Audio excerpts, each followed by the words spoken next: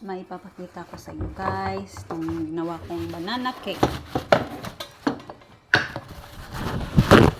Gumawa ako ng banana cake guys. Ayan yung resulta.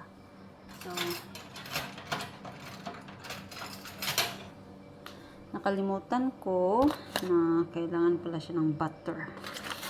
So may ang lagayan, so hindi ko na lang siya nilagyan ang lagayan ng butter.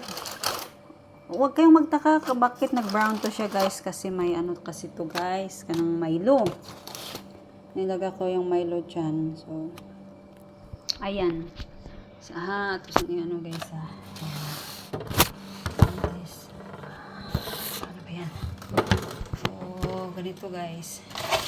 Nilagyan natin ng kapitbahay. Luto lang kasi ito guys, no? So kaya natin sa kapitbahay. Nakalimutan ko kasi lagyan ng butter ang sa ilalim, kaya nagkaganito. Nakalimutan ko siyang lagyan ng butter. So yan ang resulta. Nadikit siya. Ito na yung lagyan natin sa kapitbahay.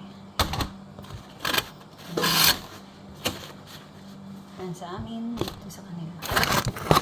So punta tayo sa kapitbahay at ating ibigay.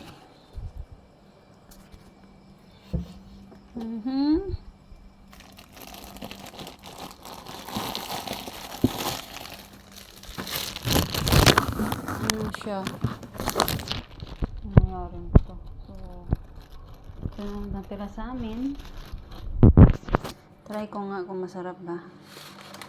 Buhag-hag kasi guys. Okay. Buhag-hag.